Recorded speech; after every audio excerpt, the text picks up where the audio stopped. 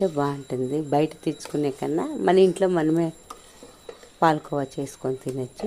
చాలా రుచిగానే ఉంటుంది. చూడండి పాలకోవా ఇది బాగా గట్టిగా అయిపోతుంది. చూడండి ఇట్లా పాలకోవా రెడీ అయింది.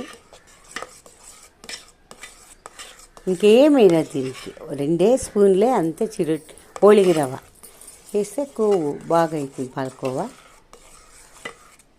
ఎంత అన్ని పాలు అంత కొంచెం అయిపోయింది. నాకు 2 లీటర్ల పాలకి ఇంత పాలకోవా వచ్చింది. మీరు ఒకసారి ట్రై చేసి ఎట్లుండే చెప్పండి. నమస్తే.